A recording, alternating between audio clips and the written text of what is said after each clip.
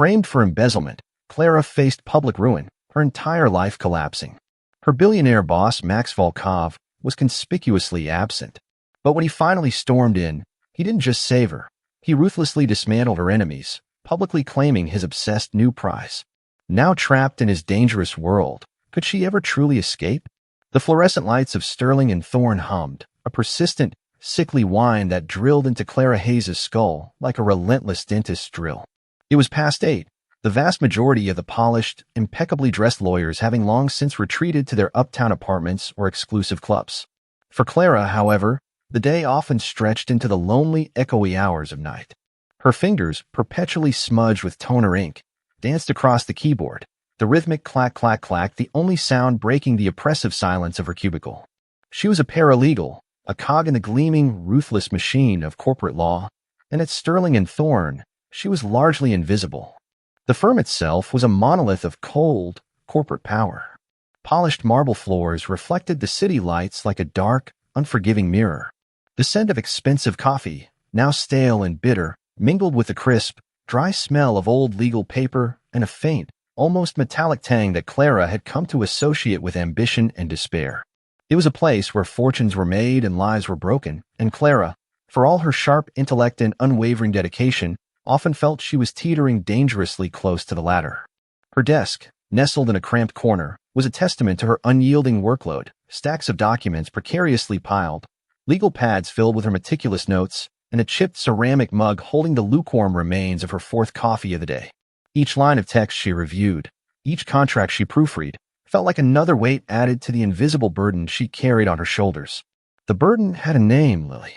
Lily, her younger sister, was barely 10, and her small, fragile body was a battlefield against a rare, aggressive illness.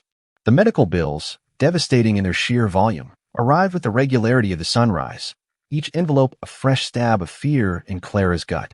She pictured Lily in her hospital bed, pale but still fighting, her small hand reaching for Clara's, and a familiar gnawing ache settled in her chest. Just keep pushing, Clara. One more bill paid, one more day. Just one more. Her own dreams of becoming a lawyer, of shedding the paralegal title and stepping into the coveted ranks of true legal professionals, were fading fast. They felt like faded photographs, beautiful but distant, almost irrelevant in the brutal reality of her daily grind. She'd graduated top of her class, brimming with idealism, only to find herself drowning in the practicalities of survival.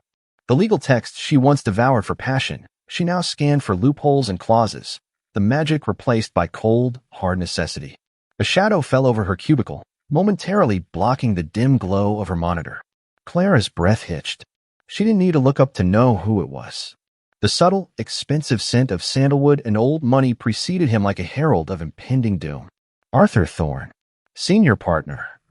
A man whose smile never quite reached his eyes, a perfectly tailored shark in a bespoke suit. He was the kind of man who could compliment your work while simultaneously diminishing your existence. Still here, Hayes. Thorne's voice was smooth, dripping with a false concern that made Clara's skin crawl. He leaned against the partition, not quite invading her space, but making her feel utterly exposed. Clara forced a polite, weary smile. Just finishing up the Volkov merger document, Mr. Thorne. Double-checking the fine print. Thorne chuckled, a dry, rustling sound. Such diligence. A shame it's often overlooked, wouldn't you agree? Talent, like beauty, can be a fleeting commodity if not properly showcased. His eyes, the color of weak tea, flickered over her, a predatory glint in their depths. He wasn't complimenting her. He was reminding her of her place, of her expendability. He often made her feel like a problem to be managed, rather than an asset. He had a way of subtly implying that her struggles, her need, made her weak, a liability. And lately, his scrutiny had felt more intense, more focused, like a predator circling. He paused, a calculated silence, then straightened. Well, don't work too hard. Some of us still have reputations to uphold, even in the late hours. He walked away, his expensive Italian leather shoes clicking softly on the marble, each step a phantom echo of his power. Clara watched him go, a knot tightening in her stomach. His words hung in the air, a poisonous, unspoken warning. She knew Thorne saw her as more than just a paralegal. He saw her as a tool, or worse, an obstacle. She'd caught him in too many subtle deceptions, Too many ethically dubious dealings to be truly ignored. He had no idea the secrets she accidentally stumbled upon while meticulously sifting through files. She was a silent witness to the dirt beneath Sterling and Thorne's gleaming surface, and that made her dangerous. She turned back to her screen, the words on the document blurring slightly through the film of exhaustion in her eyes. The Volkov merger. It was massive, intricate, a deal that could make or break careers. Her eyes skimmed a clause, then paused.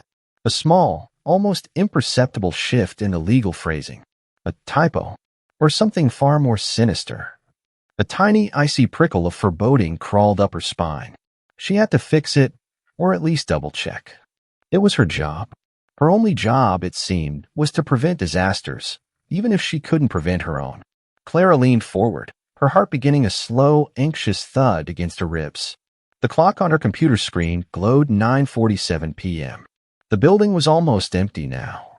Only the hum of the computers and the distant, almost inaudible whir of the elevators remained. She took a deep, shaky breath, pushing away the exhaustion and the gnawing fear for Lily. Focus, Clara. Just fix it. She didn't know that someone else was also working late, someone whose presence would shatter her carefully constructed world. Someone who owned all of his problems. And very soon she would become his. The glowing cursor on Clara's monitor pulsed, a mocking beacon in the dimness of her cubicle. Her eyes, gritty with fatigue, narrowed on the paragraph in question. The Volkov merger documents, the crown jewel of Sterling and Thorne's current portfolio, lay open before her, a tapestry of complex legal jargon and high-stakes clauses. But there, woven into its intricate pattern, was a flaw. A subtle omission in a key indemnification clause, artfully buried amidst layers of legalese. It wasn't a typo. It was an intentional void, a gaping hole that, if left unaddressed, could cost Maximilian Volkov millions, perhaps even billions. A cold dread snaked through Clara's veins. Or it had to be him. His casual remark earlier, his predatory gaze, it all clicked into place. This wasn't an oversight. It was sabotage. A calculated move designed to weaken Volkov, or perhaps to serve some other, darker purpose for Thorne. Her fingers hovered over the keyboard, trembling slightly. To correct it would be to defy a senior partner, to expose herself to Thorne's wrath. To leave it, however, would be an act of complicity, an ethical breach that went against every fiber of her being, and a betrayal of the meticulous work she prided herself on. Lily's pale face flashed in her mind. What would happen if I lost this job? What then? The thought sent a jolt of pure terror through her. But the injustice of it, the sheer audacity of Thorne's deception, ignited a spark of defiance. She couldn't let it stand. Not on her watch. Not with her name implicitly tied to these documents. She made her decision. Swiftly, silently. Her heart hammered against her ribs, a frantic drumbeat of fear and resolve. Her fingers flew across the keyboard, navigating the dense document, meticulously inserting the missing language, reinforcing the clause with precise ironclad wording. Each click of the keys felt impossibly loud in the hushed office, a clandestine act in the dead of night. She reread the corrected section twice, triple-checking, ensuring there was no trace of her intervention, no digital fingerprint left behind. A sudden sharp click of the elevator doors opening sliced through the silence, making Clara jump. Her breath caught in her throat. She froze, fingers suspended over the mouse, her entire body rigid with a paralyzing fear. No, not now. She tried to rationalize. Perhaps it was a cleaning crew, or a security guard making a final round. But the footsteps that followed were too deliberate, too heavy, echoing with a quiet power that sent shivers down her spine. Not the hurried shuffle of a janitor, nor the rhythmic patrol of security. These were the steps of someone who belonged here, someone who commanded. A figure emerged from the shadows of the executive wing, silhouetted against the ambient glow filtering from the city skyline through the panoramic windows. Tall, imposing, a dark suit that seemed to absorb what little light there was. Maximilian Volkov. Clara's lungs seized. Her world tilted. She stared wide, like a deer caught in headlights. He moved with a predatory grace, his gaze sweeping the deserted floor, missing nothing. When his eyes, the color of cold, polished obsidian, landed on her cubicle, Clara felt a visceral jolt. It was as if a 1,000-volt current had passed through her. He stopped dead, his presence filling the vast space with an almost suffocating intensity. He took a slow, measured step towards her, then another, his expensive shoes making no sound on the plush carpet. Clara could feel the cold radiating off him, an aura of detached power. He was even more formidable in person than in the hushed whispers of the firm. His jaw was set, etched with an unnerving stillness. "Ms. Hayes," he stated, his voice a low rumble, devoid of inflection, yet carrying an undeniable weight of authority.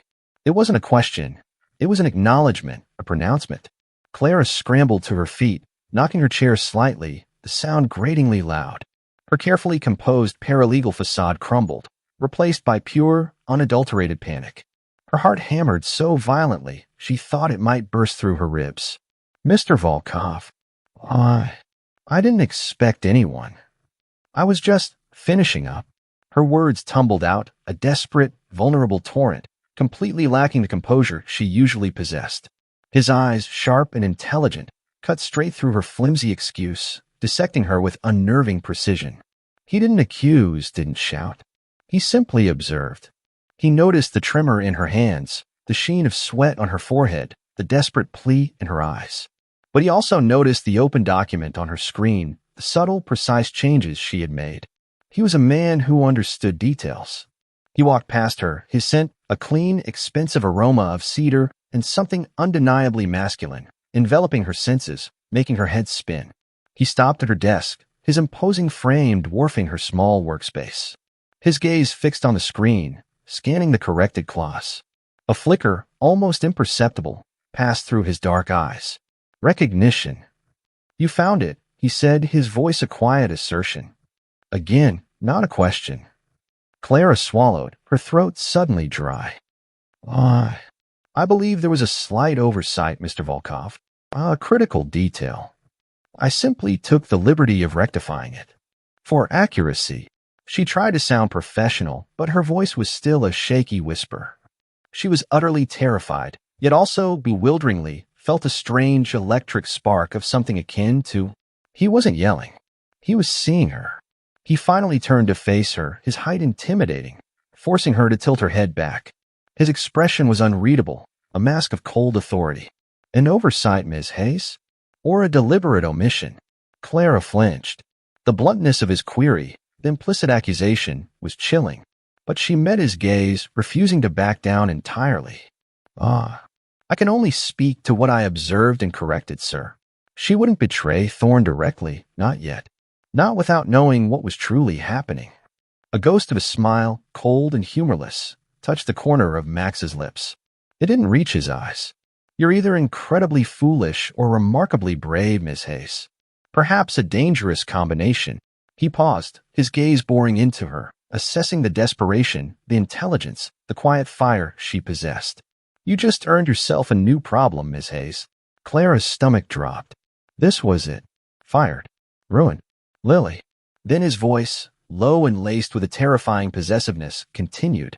"And I own all of my problems." He reached into the inner pocket of his suit jacket and smoothly, effortlessly, pulled out a slim leather dossier. It wasn't just a file. It was an object of power, radiating a quiet menace.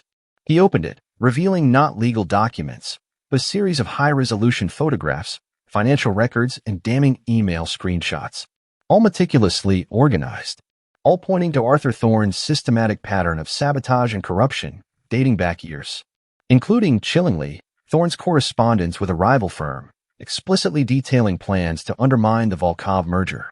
Max had known. He hadn't just suspected, he had known, and he had been watching. The sheer scale of his foresight, his quiet, devastating power, stole Clara's breath. He hadn't just appeared. He had materialized with a purpose, with a trap already set. She wasn't just in trouble. She was caught in a game far larger and far more dangerous than she could have ever imagined. Max closed the dossier with a soft click, the sound echoing in the silent office like a death knell. His eyes locked with hers, a silent, chilling promise in their depths. "Consider this your initiation, Ms. Hayes. Your true work begins now." With me, Clara felt a dizzying mix of fear, shock, and a strange, undeniable spark of something new. She was terrified, but a part of her, a long-dormant, rebellious part, felt strangely alive. She was no longer just an invisible paralegal. She was seen. She was claimed. and her future, for better or worse, had just irrevocably shifted. The air in Max Volkov's private office was thick, charged with an unspoken tension that made Clara's skin prickle. The room itself was a monument to understated power, dark polished wood, leather so supple it seemed to whisper secrets, and floor-to-ceiling windows that presented the sprawling, glittering expanse of New York City as a mere backdrop to his domain. The scent of his expensive cologne, a potent blend of cedar and something sharp, almost metallic, clung to the air, suffocating her. Max stood across from her, a silent, unyielding monolith. He hadn't raised his voice, hadn't made a single grand gesture. Yet his presence alone was a force, an undeniable pressure that pinned Clara in place. The dossier lay closed on his desk, a testament to his chilling foresight and control. Clara's mind reeled, grappling with the impossible revelation that he had orchestrated Thorne's downfall, using her as bait. "You knew," Clara whispered, the words ragged, barely audible. "You let him. You let me walk into that." Max's dark eyes, devoid of any discernible emotion, held hers. "I observed, Ms. Hayes. I allowed events to unfold as they inevitably would, revealing the true nature of the players involved, including yours." His voice was a low, even tone, utterly devoid of apology. It was the voice of a man who saw the world in chess moves, and every human emotion as a predictable variable. "And what did you learn about me?" she challenged, a desperate surge of defiance pushing past her fear. "That you are perceptive, principled, and fiercely loyal to your convictions," he replied, a faint, almost imperceptible curve to his lips that was more a dissection than a smile. "Qualities that are rare, and therefore valuable." He paused, stepping around his massive darkwood desk, moving with a panther-like grace that commanded attention. He stopped inches from her, forcing her to tilt her head back to meet his gaze. The proximity was overwhelming, his sheer physical presence radiating heat and latent power. "Which brings us to your new position," Max continued, his eyes never leaving hers. "Effective immediately, you will cease your duties as a paralegal at Sterling and Thorne. You are now my personal assistant." "Exclusively?" Clara stared, her jaw slack. The words hung in the air, cold and definitive. It wasn't an offer. It was a decree. My personal assistant. "Mr. Volkov, with all due respect, I'm a paralegal. My training, my ambition." "Your ambition will be served," he interrupted smoothly, his voice a silken steel. "You will learn more working directly with me than you ever would sifting through footnotes for Thorne. Your responsibilities will expand. Your exposure to actual power will increase. And your sister's medical bills," he said, and the mention of Lily's name was like a cruel, precise arrow piercing her shield of professionalism, "will no longer be a concern." Clara felt a sickening lurch in her stomach. He was playing dirty. He knew her weakness, her deepest fear, and he was wielding it like a weapon. You can't buy my loyalty, Mr. Volkov. And you certainly can't buy my freedom." "I'm not buying your loyalty, Ms. Hayes. I am securing your competence," Max countered, his gaze hardening. "As for freedom, a bird in a golden cage is often safer than one fluttering blindly in a storm. And your current storm, I assure you, is far from over. Thorne's reach extends further than you comprehend. And you, Ms. Hayes, are now irrevocably linked to my assets." He turned, walking towards the floor-to-ceiling windows, his hands clasped behind his back, surveying the city as if it were his personal kingdom. "Furthermore," he added, his voice projected across the expanse of the room, "for reasons of efficiency and, more importantly, security, you will be relocating to my penthouse." The words hit Clara like a physical blow. "Relocating? To you mean live here?" Her voice was a strangled gasp, horror and disbelief warring within her. "Absolutely not. That's completely inappropriate, unprofessional. I have my own apartment, my own life. Your apartment is known. Your routine, predictable. And your life," Max turned back, his eyes chillingly direct, "is now my concern. After what transpired tonight, do you truly believe you can return to a semblance of normalcy without attracting further attention? From Thorne's remaining contacts? From those who might wish to test my resolve by targeting you?" He made it sound so logical, so utterly undeniable. A predator's logic, cold and perfect. Clara felt a tremor start deep within her, a visceral response to the raw, undeniable truth in his words. She pictured Thorne's smirk, the way he had delayed Lily's medication. She pictured the dossier, the insidious web of deceit. Max wasn't just offering protection. He was imposing it. He was a dangerous man, but the world he inhabited was even more so, and she, by simply trying to do the right thing, had stumbled into its deadly current. She saw the trap now, closing in on her, inescapable.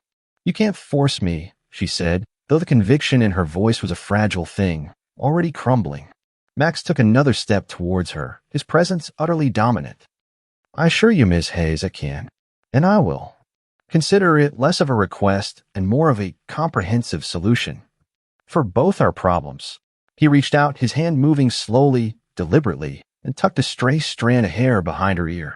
The touch, light as it was, sent a jolt through her, a strange mix of fear and an unwelcome, almost addictive frisson of something else entirely.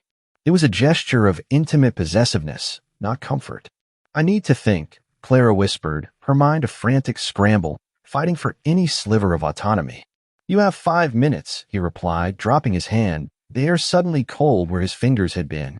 "Then you will confirm, and arrangements will be made. I dislike wasting time on trivialities, Miss Hayes, and your reluctance, while noted, is rapidly becoming one." Clara retreated mentally, her options dissolving like smoke. Lily. Always Lily. Her sister's fragile health was the ultimate lever, the unbreakable chain binding her to Max's will. She closed her eyes for a brief moment, picturing the stark, sterile hospital room, the nurses' kind but weary faces, the mountain of debt. Could she risk all that for her pride? For a freedom that, in reality, she barely possessed?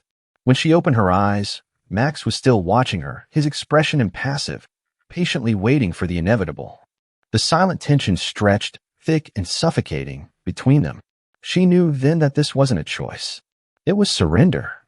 But a surrender to a force that, while terrifying, promised a perverse kind of safety. "Fine," Clara said, the word a bitter taste on her tongue, yet laden with a desperate, burgeoning curiosity about the gilded cage she was about to enter. "I accept. But know this, Mr. Volkov, you may own my circumstances, but you will never own me." A hint of something, almost amusement, flickered in Max's eyes. "A challenge, Miss Hayes. I appreciate a woman who knows her own value. We shall see." He reached for a sleek, silver phone on his desk. "Luca," he spoke into it, his voice calm, authoritative. "Prepare the East Wing, and send a team to Ms. Hayes's apartment. Discreetly. She'll be needing her essentials." Clara watched, numb, as he ended the call, his gaze returning to her. He had already moved, already begun the process of integrating her into his world, before she had even fully articulated her reluctant acceptance. The sheer inevitability of it was terrifying. She was caught, irrevocably. Her life, once a predictable grinding struggle, had just been ripped from her hands and placed squarely into the dangerous, unyielding orbit of Maximilian Volkov.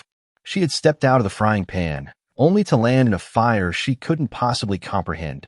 The penthouse was a gilded cage, breathtaking in its opulence, yet undeniably a prison. Clara stood in the magnificent East Wing, now her temporary residence, gazing out at the endless sprawl of Manhattan.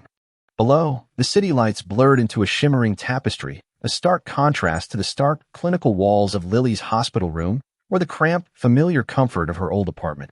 This new world, Max Volkov's world, smelled of polished leather, expensive, exotic flowers, and a faint, almost imperceptible hint of a clean, masculine scent that she was beginning to associate solely with him. A small army of staff, silent and efficient as ghosts, moved through the apartment, tending to its immaculate perfection. They regarded her with a mixture of polite deference and veiled curiosity, their eyes always darting away when hers met theirs. Luca, Max's right-hand man, a presence as watchful and imposing as Max himself, had been the one to oversee the transfer of her meager belongings.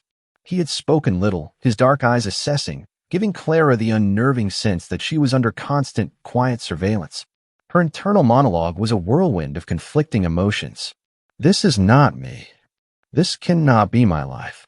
Yet, when a fresh linen robe was laid out for her, impossibly soft against her skin, or a gourmet meal appeared silently on her private terrace overlooking the Hudson, a part of her, the exhausted, beleaguered part, felt a grudging sense of relief.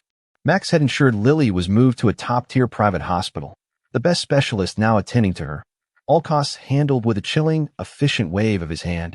Updates arrived twice daily, detailed and reassuring. It was a golden shackle, undeniably, but a shackle that secured Lily's future. And that, Clara knew, was a price she would pay without hesitation. Her new work as Max's personal assistant was as demanding as it was exhilarating. She no longer dealt with footnotes and legal research, but with the raw, unfiltered machinations of a global empire. Max expected perfection, unwavering focus, and an almost intuitive understanding of his unspoken commands. He was ruthless in his business dealings, his decisions swift and unforgiving. She watched him orchestrate multi-million-dollar deals with a single, quiet sentence, his mind a labyrinth of strategies and contingencies. He was a force of nature, terrifying and utterly captivating. One late evening, as she presented him with a summarized report on a complex acquisition, she found herself explaining a nuanced legal point with passion. He listened, leaning back in his chair, his dark eyes fixed on her, not just hearing her words, but truly seeing her intellect. "You have a knack for the finer points, Miss Hayes," he had said, a rare, almost appreciative note in his voice. "A shame Sterling and Thorne kept you buried." The unexpected compliment, from a man who rarely bestowed them, sent a strange warmth through her chest. It was unsettling.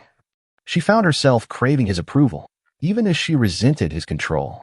Their interactions were a delicate dance of power and proximity. Meals were often shared in his private dining room, a silent affair broken only by the clink of silverware and the low hum of the city far below. Max ate with a disciplined precision, but he noticed everything. The way she unconsciously pushed aside olives, her preference for sparkling water over still. One evening, after she had admired a rare leather-bound first edition of a legal classic on his bookshelf, the next morning a similar, less rare, but equally cherished copy appeared on her bedside table. No note, no explanation. Just a silent, undeniable act of observation and subtle care. It unnerved her, this pervasive knowledge he had of her, this quiet, almost insidious way he infiltrated her preferences. The moments of slow burn were insidious, creeping up on her when she least expected them. Working late, side by side, the air between them would thicken, heavy with unspoken things. Their hands might brush when reaching for the same document, a jolt of electricity, quick and sharp, that made her breath catch. His fingers, long and strong, would linger for a fraction of a second too long, sending a shiver down her arm. She'd pretend it was accidental, a mere consequence of their cramped proximity, but her skin would burn long after. His gaze was the most potent weapon. She'd look up from a document, only to find his dark eyes already on her, intense and unreadable. They weren't just looking, they were dissecting, analyzing, piercing through her defenses. In those moments, she felt utterly exposed, yet also strangely seen, as if he understood a part of her that no one else ever had.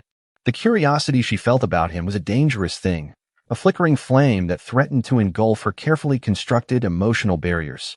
She would find herself studying him, the subtle flex of his jaw when he was deep in thought, the way his dark hair fell across his forehead when he leaned over a blueprint, the unexpected, fleeting softness in his eyes when he listened to a news report about a child recovering from illness. He's not just a monster, she'd grudgingly admit to herself. He's a complicated one. One particularly grueling night, after hours of poring over acquisition contracts, Clara leaned back, rubbing her temples, a sigh escaping her lips. Max, who had been on a hushed phone call in Italian, ended it and looked at her. "Tired, Ms. Hayes?" "Exhausted, Mr. Volkov," she admitted, letting her guard down slightly. "My brain feels like scrambled eggs." He chuckled softly, a low, unexpected sound that sent a strange ripple through her. It wasn't the dry, humorless chuckle of Thorne, but a genuine, albeit rare, expression of amusement. "Then perhaps scrambled eggs are what your brain requires." He rose, his movements fluid, and walked to the small, impossibly sleek kitchen area in his office.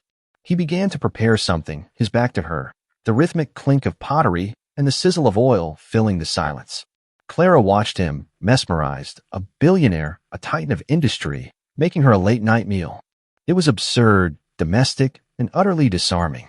He placed a steaming plate of expertly made scrambled eggs, garnished with fresh chives, and a slice of artisanal toast in front of her. "Eat," he commanded, his voice softer than usual. As she ate, a fragile truce settled between them. She glanced up, catching his eye. "Thank you," she said genuinely. He simply nodded, watching her with that unsettling intensity.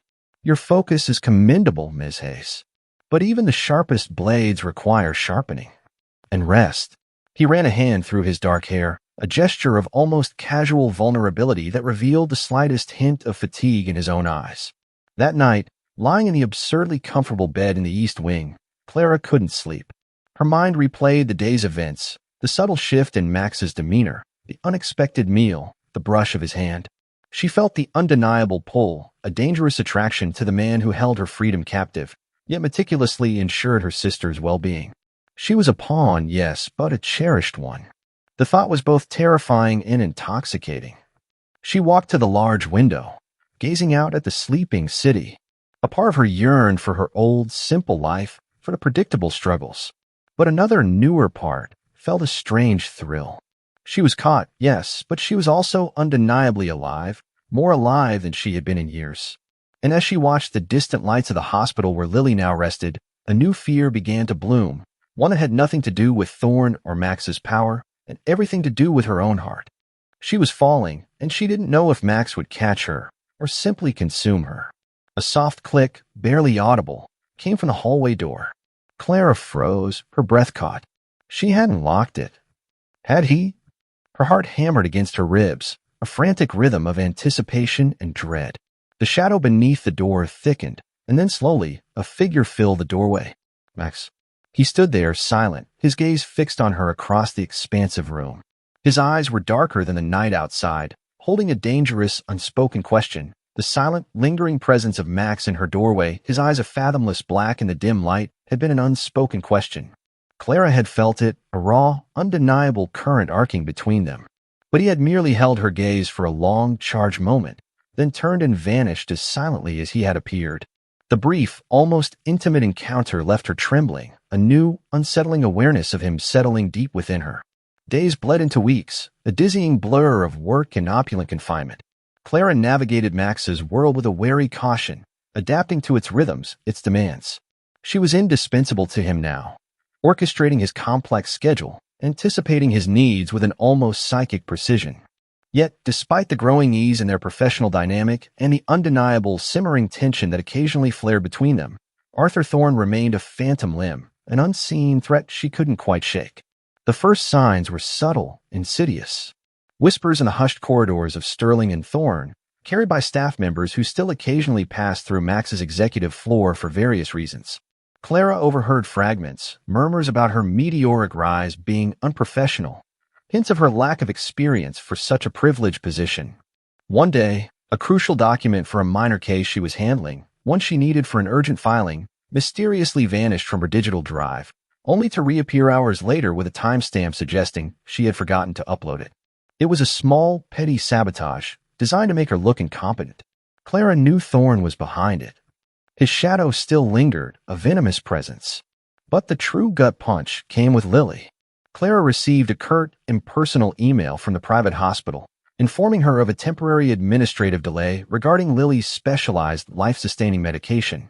A vital shipment, inexplicably held up. The implication was clear. No medication, no progress. A cold fist clenched around Clara's heart. Or it had to be him. He was playing with Lily's life, using her sister as leverage, twisting a knife in Clara's deepest wound. Panic, raw and unbridled, seized her. She felt the familiar suffocating sensation of desperation, the walls closing in. Max had secured Lily the best care, but even his power, it seemed, could be subtly circumvented. She had to act. She couldn't let him win, couldn't let Lily suffer. Ignoring the unspoken rules of her new existence, Clara marched straight into Max's office. He was on the phone, his voice a low, commanding murmur in Italian. She waited, vibrating with barely contained fury and fear. When he finally ended the call, his dark eyes, sharp and questioning, met hers. "Mr. Volkov, I need to go to Sterling and Thorne," she announced, her voice trembling despite her efforts to keep it steady. "There's an issue with Lily's medication, and I suspect Arthur Thorne is behind it." Max's expression remained impassive, but his jaw tightened almost imperceptibly. "Elaborate." Clara quickly explained the administrative delay, the missing document, the whispers. "He's trying to undermine me, to hurt me through Lily. I need to confront him, make him understand he can't." "Confront him?" Max cut her off, his voice dangerously low, a ripple of controlled ice. And what precisely do you imagine that would achieve, Miss Hayes? A heartfelt plea? A logical argument? Thorn is a viper. You do not reason with vipers, you crush them. But I have to try, she insisted, her frustration boiling over. He's using Lily. I won't let him. I need to face him. Max rose from his desk, his movements slow, deliberate, each step radiating an ominous power. He moved to the windows, his gaze sweeping over the vast city below, as if considering how best to dismantle it. You misunderstand, Miss Hayes. This is no longer your battle to fight on equal terms. You are under my protection. Any threat to you, or to those I deem integral to your well-being, is a threat to me. But I can't just do nothing. Clara cried, tears of frustration stinging her eyes. She felt utterly helpless, trapped between her desperate need to protect Lily and Max's unyielding control. Max turned, his eyes piercing through her, devoid of comfort, but laced with an unsettling resolve. And you will not. You will remain here. Let me handle this. He didn't need to shout. The sheer force of his will, the icy certainty in his voice, brooked no argument. Clara swallowed, her initial burst of defiance wilting under his gaze. She knew he wasn't asking. He was commanding. And something deep within her, a primal instinct for survival, told her to obey. Defeated, she nodded. What will you do? She whispered, a chilling curiosity overriding her fear. Max offered no direct answer. He merely picked up his phone, his long fingers moving with swift precision. He punched in a number, then held it to his ear, his back to her once more. Clara strained to hear, but his words were muffled, spoken in a rapid, clipped Italian. She caught fragmented phrases, Thorn's offshore accounts, delaying shipments, market manipulation, a gentle reminder. He spoke for less than 5 minutes, his voice a low, calm murmur. Yet when he ended the call, the air in the room felt palpably colder, heavier. He turned to her, his expression utterly impassive, as if he had merely ordered lunch. The medication will be expedited, Max stated, his voice a quiet pronouncement. And Mr. Thorn will soon realize the inadvisability of interfering with what is mine. Clara stared at him, a shiver running down her spine that had nothing to do with the cool air of the penthouse. He hadn't threatened Thorn with violence, hadn't confronted him face to face. He had simply made a few phone calls, pulled a few strings, twisted a few economic levers in the vast, intricate network of his power. And with that, he had unleashed a silent, devastating reprisal. She understood now. Max didn't just fight, he systematically dismantled. He didn't just protect, he annihilated threats with an unseen, overwhelming force. The next morning, the updates on Lily's medication confirmed it. The administrative delay had magically resolved. The shipment was on its way. Later that day, a hushed report circulated through the firm. Arthur Thorne had experienced a sudden, inexplicable downturn in his personal investments. A lucrative side deal had mysteriously collapsed, costing him a significant sum. No one spoke of Max, but everyone knew. Clara felt a bewildering mix of relief and terror. Lily was safe, but the price of that safety, of being under Max's protection, was seeing the cold, ruthless extent of his power. He had used his vast network, his financial prowess, his sheer, unadulterated influence, to deliver a message. A subtle yet devastating blow that left no physical marks, but a clear, chilling warning. He had shown her, without a single act of overt violence, just how dangerous he was. And she, by her proximity, was now irrevocably caught in the crosshairs of his world. A strange, almost perverse sense of awe mingled with her fear. Max was not just a powerful man. He was a force of nature, and she was simply lucky, or perhaps unlucky, enough to be under his terrifying, possessive gaze. The thought left her with a gnawing unease, a deep awareness that this was merely the first ripple in a storm far larger than she could comprehend. She was grateful, yes, but also undeniably terrified of the protector who had just shown her the true meaning of his control. The subtle tremors of Thorne's defeat resonated through Sterling and Thorne, a silent testament to Max Volkov's reach. Clara felt a strange, unsettling mixture of relief and unease. Lily's medication was flowing smoothly again, her recovery progressing. The gilded cage now felt a little less suffocating, yet the golden bars remained, forged by Max's terrifying protection. She understood now, with a chilling clarity, that Max was not a man to be trifled with. He was a force, precise and devastating, and she was irrevocably bound to him. Their professional dance continued, punctuated by moments of intense, unspoken chemistry. Clara found herself anticipating his needs, understanding the subtle nuances of his moods, almost before he himself recognized them. She saw the relentless pressure he operated under, the sheer weight of the empire he commanded. He rarely showed weakness, but Clara, by virtue of her proximity, began to see the cracks in his carefully constructed facade. It happened one unusually quiet evening. Max was working late, as always, poring over complex financial reports. The city lights outside seemed to pulse with a muted glow, reflecting off the dark surface of his desk. Clara, having finished her own tasks, was tidying up some physical documents, the soft rustle of paper the only sound. She glanced at him, her gaze lingering on the taut line of his jaw, the deep furrow between his brows. He looked a burden, exhausted in a way she rarely saw. Suddenly, a framed photograph on his desk, usually face down, caught her eye. It must have been dislodged by her earlier dusting. Curiosity, a dangerous and often irresistible impulse, tugged at her. She picked it up. It was an old photograph, slightly faded, showing a young boy with dark, intense eyes startlingly similar to Max's, but softened by an innocent, hopeful smile. He was standing beside an older man, stern-faced, with a powerful, almost menacing aura, but whose arm rested possessively proudly on the boy's shoulder. And in the background, a beautiful woman with a gentle smile, her hand placed affectionately on the older man's back. A family. Max's family. But the boy in the picture looked nothing like the Max she knew. He looked vulnerable. As Clara held the photograph, a sudden sharp intake of breath from Max made her jump. She turned, her heart leaping into her throat.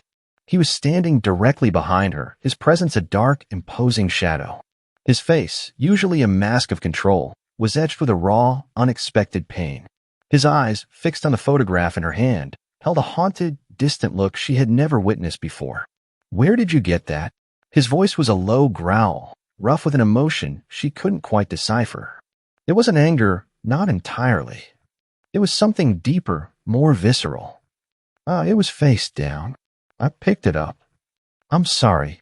Clara stammered, feeling an inexplicable urge to apologize, to shield him from whatever memory the image evoked. He reached out, his hand shaking almost imperceptibly as he took the photograph from her. His thumb brushed over the face of the woman in the picture, a silent, tender caress. "My mother," he said, his voice barely a whisper, thick with an emotion that stripped away all his customary armor. "And my father." Clara watched him, stunned. This was a side of Max she had never imagined. This cold, ruthless titan, brought low by a faded photograph. What happened to them?" she asked softly, drawn in by his unexpected vulnerability.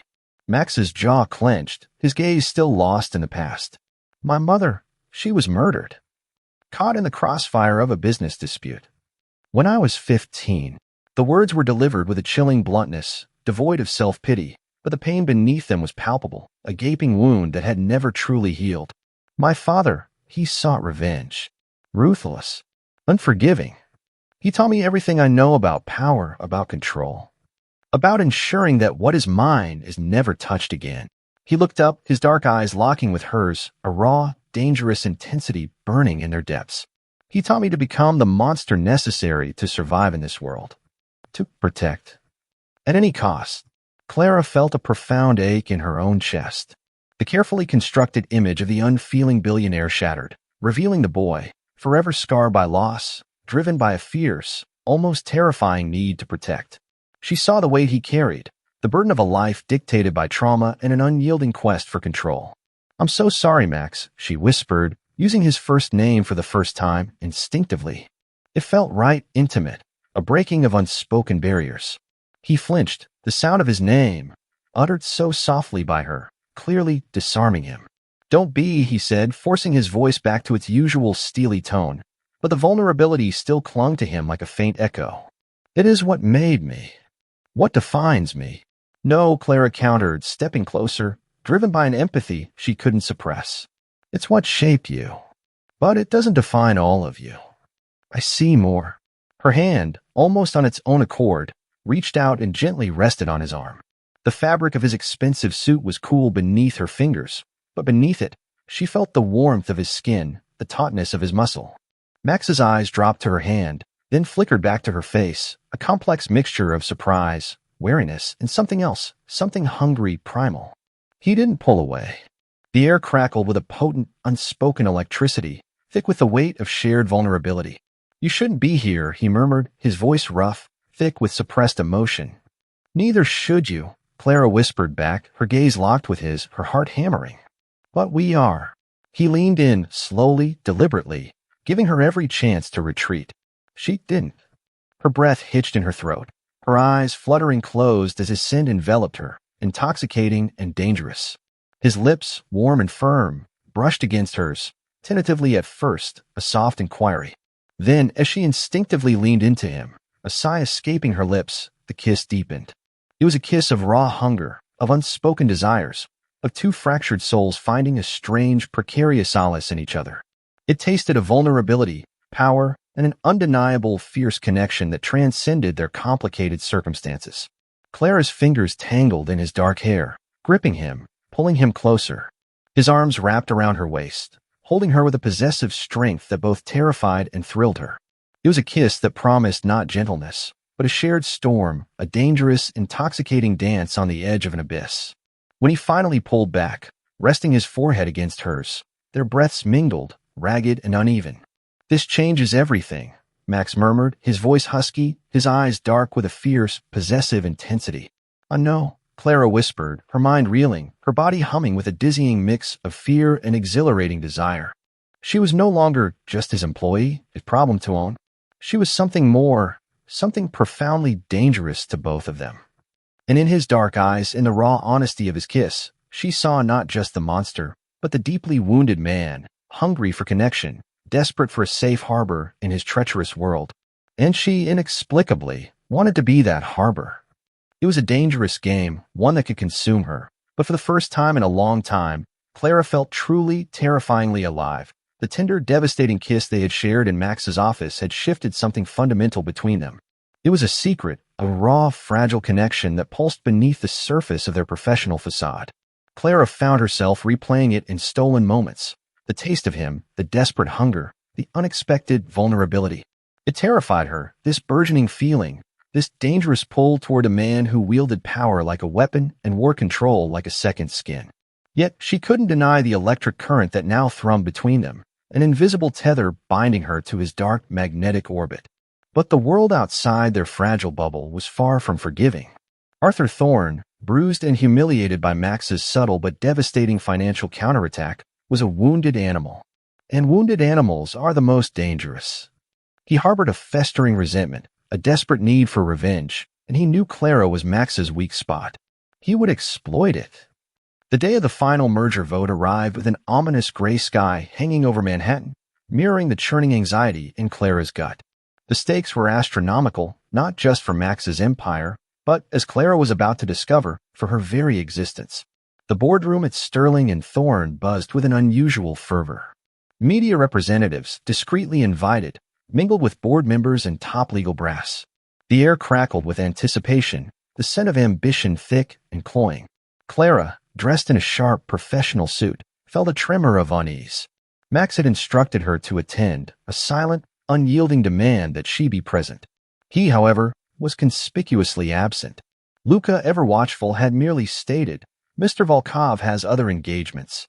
He will arrive when he deems it appropriate." The cryptic message did little to calm her nerves. She felt exposed, a solitary figure in a room full of sharks. Arthur Thorne, impeccably dressed and radiating a veneer of calm, took his place at the head of the polished mahogany table. He glanced at Clara, a cold, predatory smile briefly touching his lips before he turned to address the board. Clara's blood ran cold. That smile, it promised pain. The merger proceedings began, a dull drone of financial figures and legal jargon. Clara tried to focus, to appear composed, but a growing sense of dread tightened its grip on her. Then Thorne cleared his throat, his voice cutting through the monotonous proceedings like a sharpened blade. "Ladies and gentlemen," he began, his tone somber, yet subtly theatrical, "before we proceed to the final vote on the Volkov merger, I regret to inform you of a deeply disturbing development. One that impacts not only the integrity of this firm, but also the reputation of our esteemed client, Mr. Maximilian Volkov, and indeed, the very fabric of trust upon which all our dealings are built." A hush fell over the room. All eyes turned to Thorne. Clara felt a prickle of alarm. What is he doing? Thorne paused, allowing the tension to build, then slowly, deliberately, he turned his gaze to Clara, a cold, triumphant glint in his eyes. It has come to my attention through extensive, painstaking internal investigation that a member of our staff, a paralegal who was recently elevated to a position of unusual proximity to Mr. Volkov, has engaged in a grave breach of trust. A breach that amounts to nothing less than embezzlement from Mr. Volkov's personal accounts. The words hung in the air, a venomous cloud. Clara's heart leaped into her throat, a choked gasp escaping her lips. What? No, that's a lie. Her voice, raw with disbelief and horror, was barely a whisper. Murmurs erupted around the room. Disbelief, outrage, veiled curiosity. Thorne, however, remained unmoved, his gaze fixed on Clara. Ms. Hayes, I understand this is difficult, but the evidence, unfortunately, is quite irrefutable. He then proceeded to present it.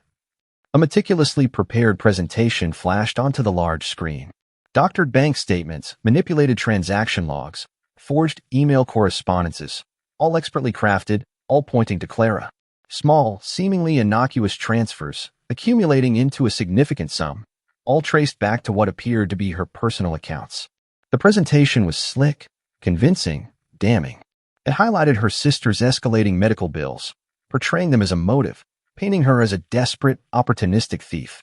Each slide was a fresh stab, each fabricated detail a new layer of humiliation.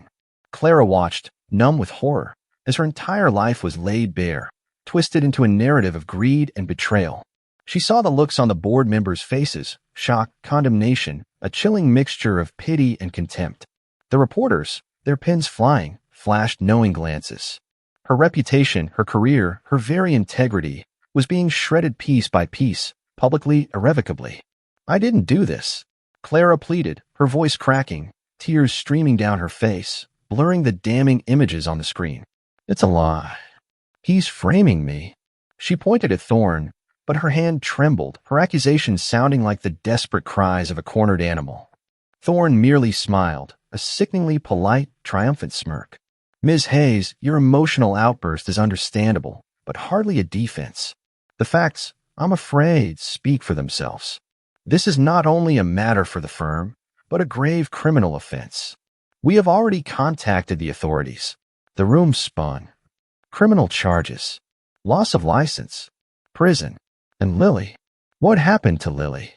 The thought was a crushing weight, stealing her breath, plunging her into an abyss of pure, unadulterated despair. Max. Where was Max?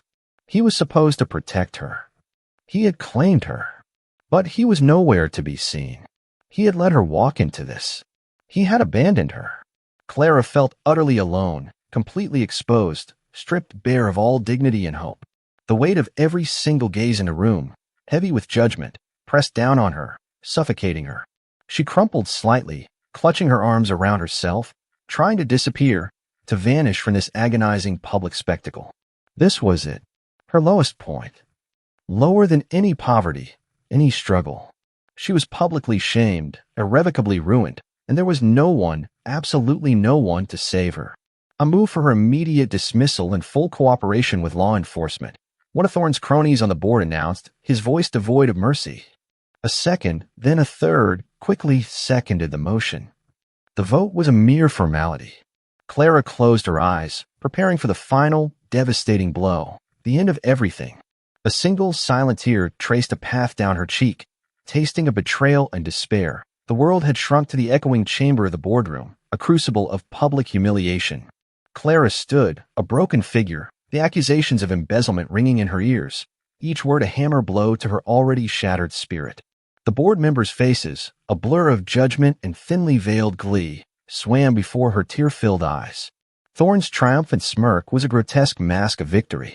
She braced herself for the final vote, for the definitive condemnation that would sever her last ties to any semblance of a future, any hope for Lily. All those in favor of Ms. Hayes' immediate dismissal and cooperation with law enforcement. The chairman's voice, crisp and cold, sliced through the suffocating silence. A forest of hands began to rise, slow and deliberate, each one a nail in her coffin. Despair, cold and absolute, wrapped around Clara, stealing her breath, dimming the last flicker of light within her. Just as the final hand began its ascent, The heavy mahogany doors of the boardroom, usually unyielding and silent, suddenly crashed open. The sound was a jarring explosion in the tense quiet, making everyone jump, their attention ripped away from Clara's public execution. All heads whipped towards the entrance. Standing framed in the doorway, radiating an aura of lethal, coiled power, was Maximilian Volkov. He wasn't alone. Flanking him, with grim, unyielding faces and an almost predatory stillness, were three men in dark, nondescript suits, subtly identifiable by the small, silver badges clipped to their belts. Federal agents. Behind them, a phalanx of legal professionals, sharp-suited and grim, moved in lockstep. The collective gasp that rippled through the room was almost audible. Max Volkov, a man rarely seen, even by his own company's board, had arrived. And he had brought an army. Max's gaze swept the room, cold and assessing, lingering for a fraction of a second on Thorne's smug face, then settling on Clara. In that brief, intense connection, Clara felt a jolt of something she hadn't dared to hope for, not pity, not even sympathy, but a fierce, possessive resolve. The despair that had choked her began to recede, replaced by a dizzying surge of shock and an unfamiliar, thrilling spark of hope. He hadn't abandoned her. He had been waiting. His eyes, dark as midnight, held a dangerous fire. He moved into the room with slow, deliberate steps, each one resonating with undeniable authority. The federal agents fanned out, their eyes scanning the room, their presence an immediate, chilling statement of intent. The legal team, led by a stern-faced woman with a briefcase clutched tightly, positioned themselves strategically. Max stopped directly in front of the chairman, ignoring everyone else. "Gentlemen," he said, his voice the low, dangerous rumble that cut through the stunned silence like a diamond on glass. "It appears I am just in time for the conclusion of this farce." His gaze, sharp and glacial, flickered to Arthur Thorne. Thorne, his face now a mask of bewildered terror, stammered, "Mr. Volkov, what is the meaning of this?" "We were just addressing Ms. Hayes's egregious betrayal." A ghost of a smile, cold and utterly devoid of humor, touched Max's lips. "Betrayal, Mr. Thorne? Indeed. But I believe you are gravely mistaken as to the identity of the betrayer." He turned to the lead federal agent, a man whose face was carved from granite. "Agent Miller, if you please." Agent Miller stepped forward, a thick bound dossier in his hands. "Arthur Thorne," he announced, his voice clear and authoritative, "you're under arrest for multiple counts of corporate fraud, blackmail, obstruction of justice, and conspiracy to commit embezzlement, among other charges. We also have sufficient evidence of your deliberate interference with medical supplies for a minor, which constitutes a grave felony. You have the right to remain silent." Thorne's face, already pale, drained to an ashen white. "This is insane. A setup. Volkov, you can't." He lunged forward, but two agents moved with lightning speed, pinning his arms behind his back. The handcuffs clicked shut with a brutal finality. The boardroom erupted. Shouts, gasps, the frantic clicking of camera shutters from the stunned media. Clara watched, a silent, trembling witness as Thorne, the man who had tormented her, who had threatened Lily, was hauled away, his protests fading into pathetic pleas. His carefully constructed empire, built on lies and manipulation, was crumbling before her eyes. Max, ignoring the chaos, turned to the still reeling board members. "While Agent Miller's team handles Mr. Thorne, my legal counsel will distribute a comprehensive report detailing his decades of illicit activities, including his orchestrated scheme to frame Ms. Hayes and his attempts to sabotage the very merger you are about to vote on." He gestured to his legal team, who began distributing thick binders, each one emblazoned with the Sterling and Thorne logo, yet filled with damning evidence against one of its senior partners. The chairman, his face ashen, fumbled with a report. "Mr. Volkov, we had no idea." Max's eyes narrowed, a terrifying glint in their depths. "Ignorance, gentlemen, is no longer an excuse. Ms. Hayes," he said, his voice softening, but only for her, was a witness to Thorne's initial deception. She tried to correct it, discreetly, ethically. She then became a target, a pawn in Thorne's desperate game to undermine me. And I," he paused, his gaze sweeping over the silent, terrified faces of the board, "do not tolerate threats to my assets, or to those I choose to protect." He walked towards Clara, his eyes never leaving hers.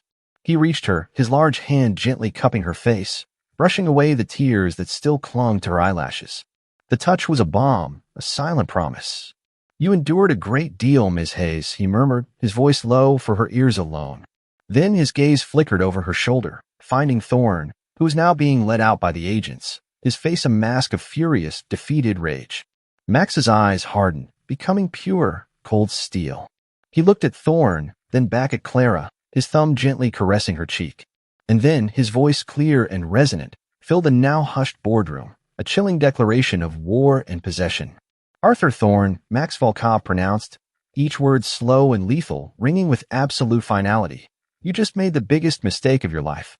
You touched what's mine. The declaration hung in the air, a possessive, terrifying claim. Clara felt a dizzying mix of emotions, shock, overwhelming relief, gratitude so profound it choked her, and a new potent wave of fear. Max hadn't just saved her, he had claimed her. Publicly. Irrevocably. He had allowed her to be pushed to the brink, to the absolute lowest point of her life, only to emerge as her ruthless, terrifying savior. She was safe, yes, utterly and completely protected. But the cost, she realized with a chilling certainty, was her own autonomy. She was his. And the knowledge, while terrifying, also sent a strange, exhilarating shiver down her spine. The monster had shown his heart, and it was fiercely, dangerously possessive. The immediate aftermath of Thorne's dramatic downfall was a blur of controlled chaos. Federal agents swarmed Sterling and Thorne, seizing documents, questioning personnel. The media denied access to Thorne, turned their hungry cameras on Max, who exited the boardroom with Clara at his side, his arm a possessive, unyielding presence at the small of her back. He spoke a few clipped, authoritative sentences to the press, his words deflecting, controlling the narrative, before ushering Clara into a waiting black Mercedes. The ride back to the penthouse was silent, punctuated only by the hum of the engine and the frantic pounding of Clara's heart. She was safe. Thorne was gone. Lily's care was secured, beyond question. Yet, the relief was tangled with a simmering fury, a profound sense of betrayal. Max had let her suffer. He had allowed her to be dragged through the mud, publicly shamed, pushed to the very brink of ruin, all to serve his own calculated agenda. The moment they stepped into the serene, opulent confines of his penthouse, Clara pulled away from him, her body rigid with indignation. The scent of her own tears, now dry and crusted on her cheeks, mingled with the lingering, sharp aroma of his cologne. You let it happen, she accused, her voice raw, trembling with barely contained rage. She faced him across the vast, gleaming marble floor of the foyer, her eyes blazing. You knew what Thorne was doing. You knew the evidence he would present, and you let me walk into that ambush. You let me be humiliated publicly, just to make a point. Max's expression remained unreadable, a mask of cold composure. He shed his suit jacket, tossing it with casual grace onto a nearby armchair, revealing the formidable breadth of his shoulders beneath his crisp white shirt. I allowed you to witness the depth of his depravity, Ms. Hayes, and I allowed the world to witness my response. His voice was calm, almost detached, yet laced with an underlying current of steel. You risked everything. My career, my reputation, even Lily's well-being. What if you hadn't arrived in time? What if your plan had gone wrong?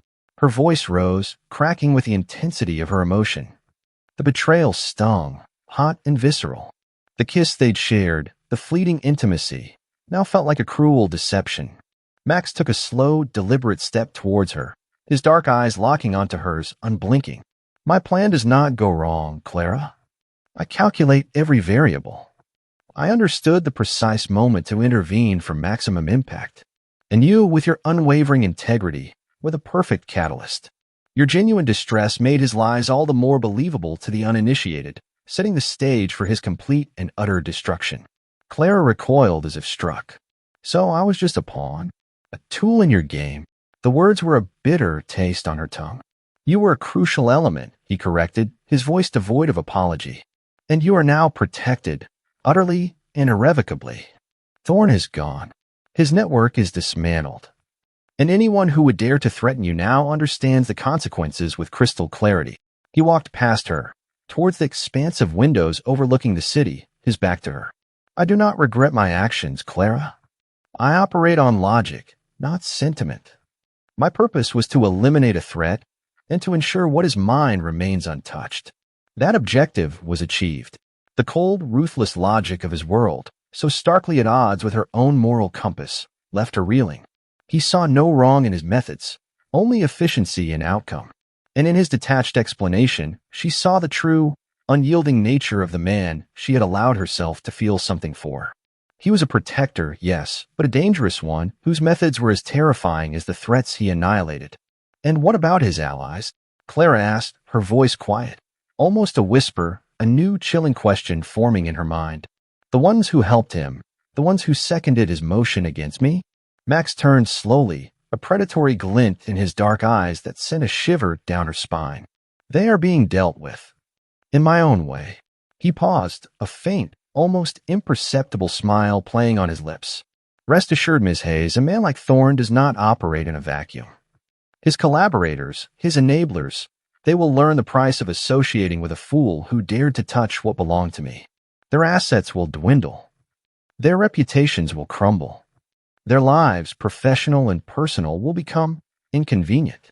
Discreetly, of course, he walked towards his desk, picking up a tablet. His fingers moved swiftly, displaying a series of news articles and financial reports already detailing unforeseen market downturns and unexpected resignations from various companies and individuals connected to Thorne. It was a silent, bloodless purge, meticulously executed. Clara watched, horrified and mesmerized. He wasn't just a powerful man. He was a vengeful god, wielding the unseen forces of his empire to systematically dismantle anyone who dared cross him. The ruthlessness was breathtaking, control absolute. She was safe, yes, protected by this terrifying entity. But the cost was seeing the extent of his monstrous capabilities, understanding that she, by becoming his, was now entangled in a web of power and retribution she could never truly escape. She felt a profound sense of unease, a chilling acceptance of the path her life had taken. There was no turning back. She was irrevocably tied to Max Volkov, to his dark world, to his ruthless protection. And as he calmly, efficiently orchestrated the quiet ruin of Thorne's allies, a chilling realization settled deep within her. Max Volkov was not a man to be redeemed.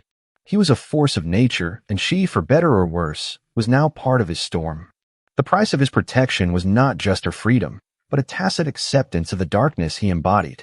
And the most frightening part? A part of her, a dangerous, thrilling part, was starting to understand, and even disturbingly, to accept it. The city outside hummed with renewed life, a stark contrast to the quiet devastation Max Volkov had wrought upon Arthur Thorne and his network.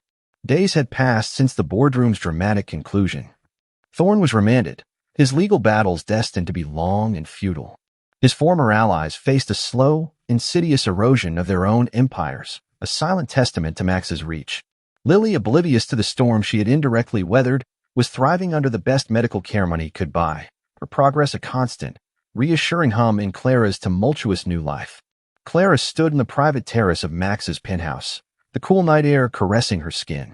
The city lights, vibrant and endless, stretched before her, a dazzling, dangerous landscape that was now undeniably a part of her reality. She was safe, yes, protected. But the image of Max, cold and calculating, orchestrating ruin with a few phone calls, still lingered. He was no hero in shining armor. He was a king of shadows, and she, by choice, was now in his court. A soft click from the terrace door announced his presence. Max stepped out, a glass of amber liquid in his hand, his silhouette dark against the warm glow of the penthouse interior. He wore a black silk shirt, unbuttoned to the collar, his dark hair slightly disheveled, giving him a rawer, less guarded appearance. He moved to stand beside her, leaning against the railing, his gaze sweeping over the city he commanded. The air between them, once fraught with tension, now thrummed with a different kind of intensity, a shared understanding, a dangerous intimacy. Thorne's assets are being liquidated, Max stated, his voice a low, even tone, a mere conversational update. His firm will cease to exist within the quarter. His remaining associates have learned their lesson. They will not be bothering you again. Clara nodded slowly, a shiver running through her. The ruthlessness was breathtaking, the efficiency terrifying. You leave no loose ends. Loose ends, he replied, turning his head to look at her, his eyes dark and penetrating, are vulnerabilities. And I do not tolerate vulnerabilities, Clara. Not in my business. Not in my life. And certainly not around what is mine. The possessiveness in his voice, stark and unyielding, was no longer a shock. It was a familiar melody in the dangerous symphony of their lives. She met his gaze, no longer flinching from its intensity. And what precisely, Mr. Volkov, is yours? He set his glass down on the railing with a soft clink. He turned fully towards her, his height imposing, his presence utterly dominant. He reached out, his hand gently cupping her jaw, his thumb tracing the curve of her cheek. The touch, so tender yet undeniably claiming, sent a wave of heat through her. Everything, he murmured, his voice a low, husky growl that vibrated through her. My business, my empire, my peace, my future. And you, Clara, especially you. Clara's heart hammered against her ribs, a frantic drumbeat of anticipation. She knew where this was going. She had felt it building, a silent, inevitable crescendo.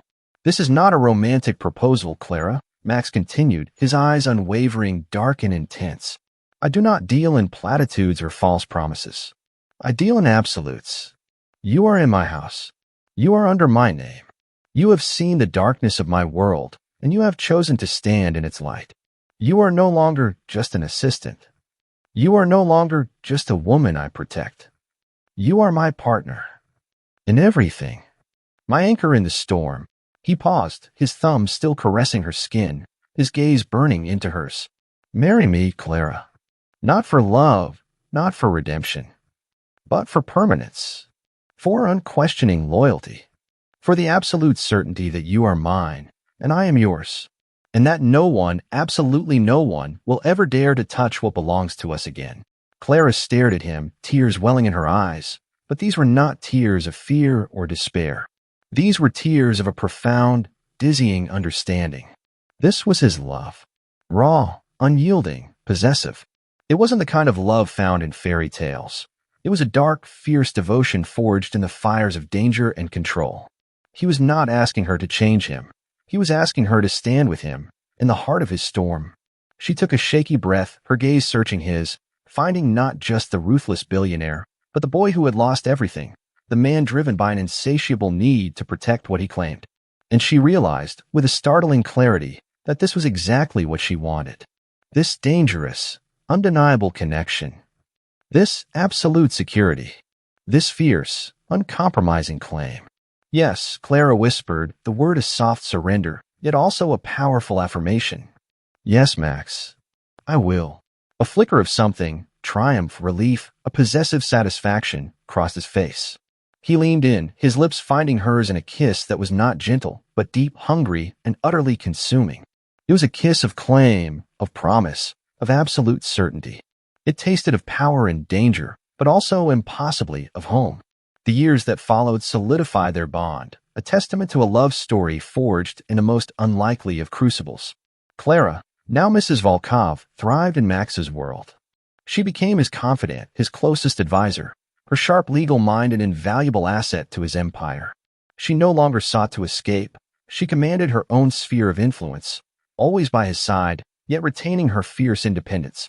Lily, healthy and vibrant, grew up surrounded by a quiet, fierce protection, completely unaware of the battles fought on her behalf. Max Volkov remained a formidable, ruthless king of his empire, his touch cold to his enemies, his decisions unwavering. But to Clara, and to those few privileged enough to witness it, he was different. She was his only anchor, the one person who could pierce through his impenetrable facade, the one voice that could soften the edges of his steel. He would still disappear into the shadows, making ruthless decisions to protect his interests, but he always came home to her. One evening, years later, Clara found him on the terrace, a glass of whiskey in hand, watching the city lights blink to life. She stood beside him, her hands slipping naturally into his. Do you ever regret it? She asked softly, her gaze mirroring his. This life. Letting me into it. Max turned, his dark eyes meeting hers, a rare, genuine smile touching his lips. It was a smile meant only for her. I don't regret what keeps me alive, Clara. And you? He pulled her closer, his voice a low, possessive murmur against her hair. You are the reason I truly live. Their love was a whispered secret in the dangerous undercurrents of the city, a testament to a bond forged not in sunlight, but in shadow. She had married the storm and learned how to stand, unyielding, in its very heart. And in the fierce, possessive grip of his hand in hers, Clara knew she wouldn't have it any other way. Was Clara truly trapped, or did she finally find unwavering protection? This story of a brilliant woman, publicly shamed and pushed to the brink, reminds us that our past wounds don't define our worth. Like Clara, You may carry unseen burdens, fighting battles no one else comprehends. But even in the darkest corners, a fiercely possessive love can emerge, one that sees your strength, your integrity, and claims you as its most cherished possession. Max's journey reveals that true power isn't about escaping the storm, but finding someone to stand with you in its heart, transforming control into a profound, healing devotion. If this journey ignited a spark in your soul, if you believe in a love that defies all odds, join our community. Hit like, subscribe, and share your thoughts below. Let's embrace our storms together.